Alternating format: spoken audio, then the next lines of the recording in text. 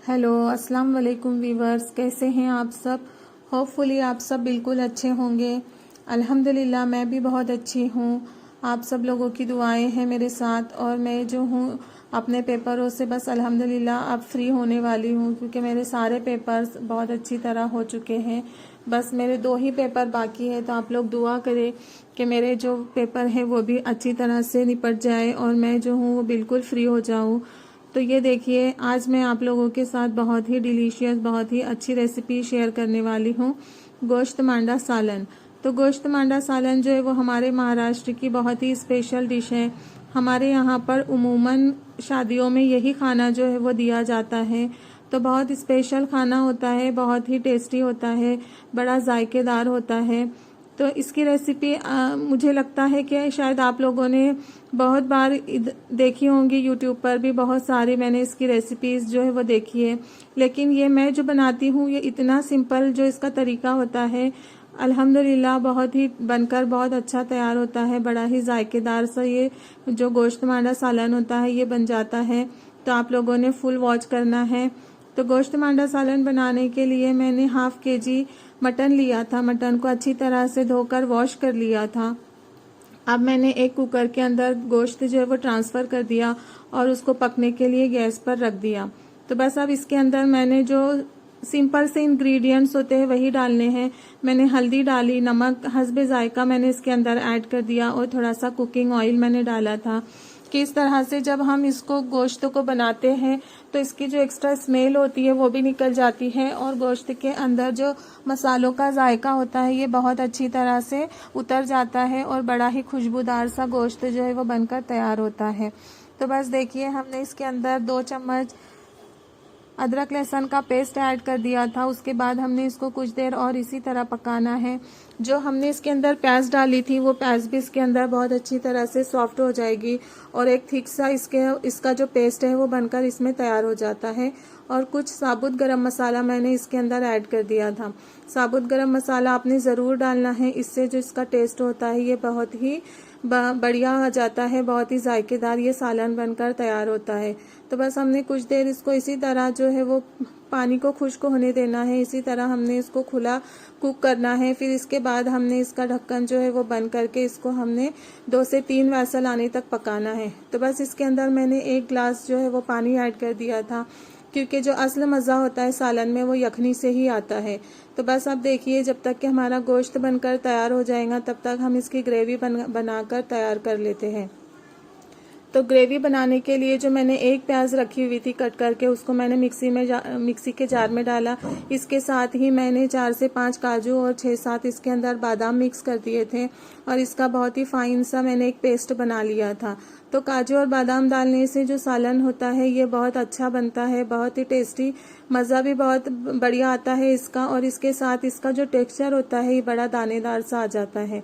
तो आप लोगों ने ये ज़रूर डालना है। आप इसके साथ अगर नारियल पीस कर डालना चाहते हैं तो आप वो भी डाल सकते हैं, वरना तो फिर नारियल जो होता है वो बहुत ही उमूमन होता है और इससे एसिडिटी वगैरह बहुत ज़्यादा होती है, इसलिए मैंने इसको स्किप कर दिया था, मैंने वो नहीं डाला था।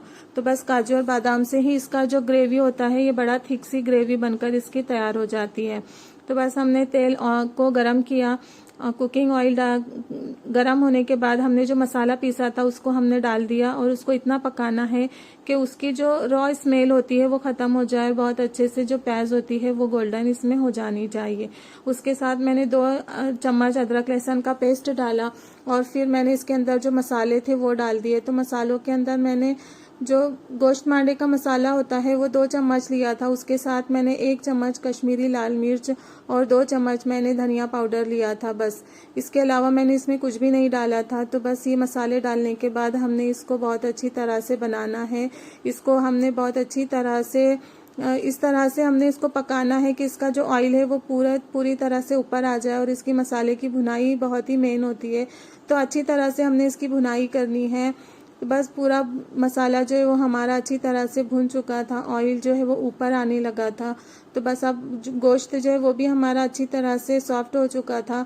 बस मैंने इसके अंदर जो मसाला था उसमें मैंने गोश्त डाल दिया, और उसमें थोड़ा सा मैंने पानी ऐड कर दिया था, चूँकि ग्रेवी जो है वो काफ़ी थिक लग रही थी, और फिर थोड़ा ठंडा होने के बाद सालन जब बनकर तैयार हो जाता है तो ग्रेवी और भी ज़्यादा थिक होने लगती है।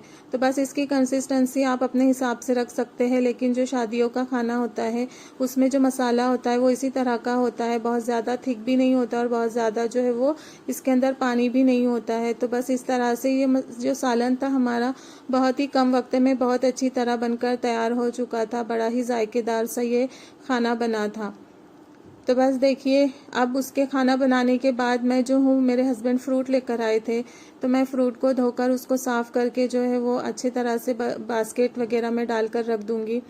तो बस मैं अक्सर जब भी फ्रूट्स आते हैं तो मैं उनको धो लेती हूँ, अच्छी तरह से वॉश कर लेती हूँ, और फिर उसको हैंकी की मदद से अच्छी तरह साफ़ करके जो है वो इस तरह से रख देती हूँ।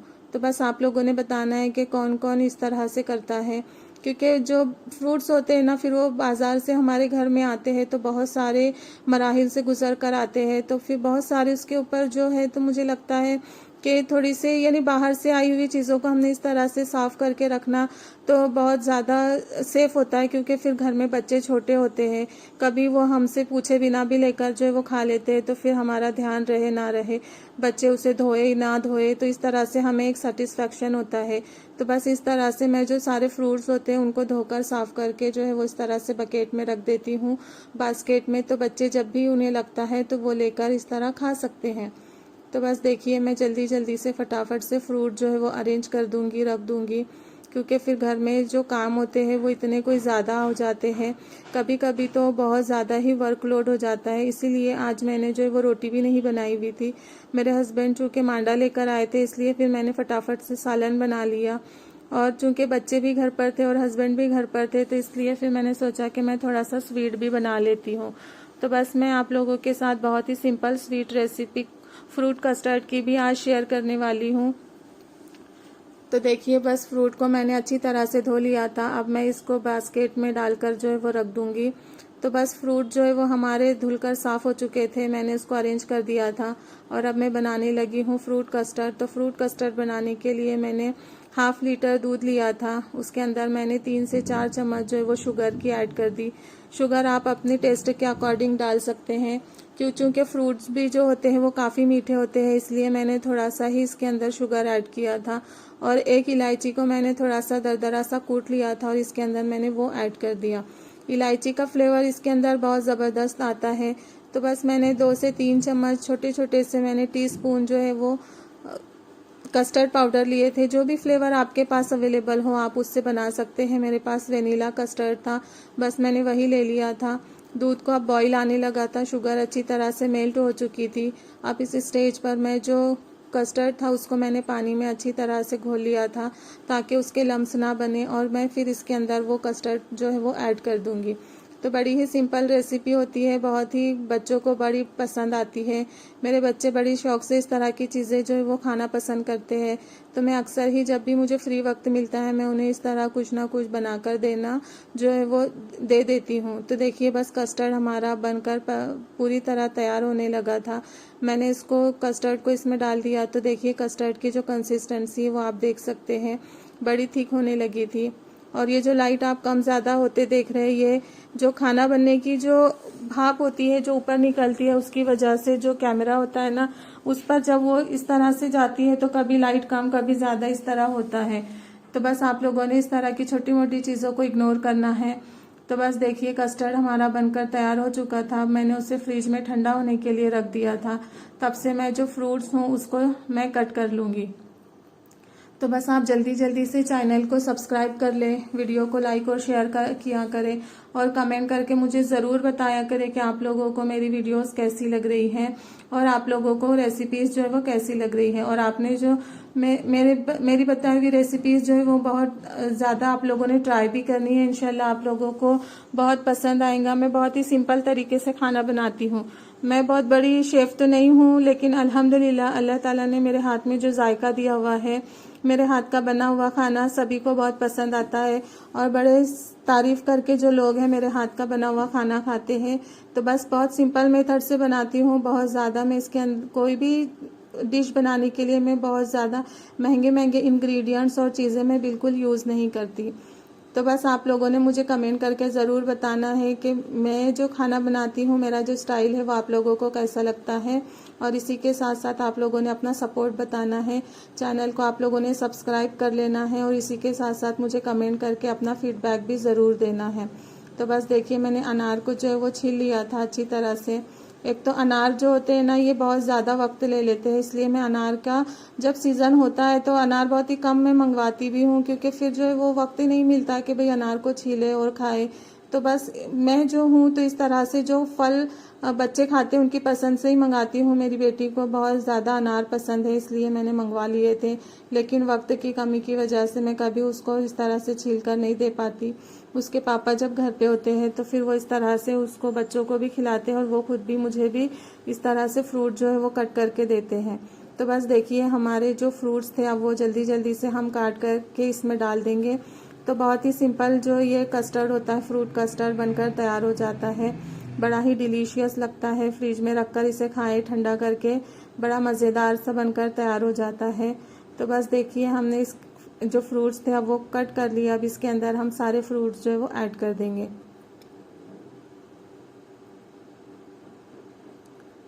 तो बस देखिए, मैंने थोड़े से फ्रूट्स जो है वो पानी डालकर इसको धो लिया था, क्योंकि फिर जो अनार थे, अनार का रस भी काफ़ी हद तक के निकल चुका था। तो बस मैंने उसको अच्छी तरह से वॉश कर लिया था, साफ़ कर लिया था। और अब मैं इसके अंदर बनाना भी डाल दूंगी।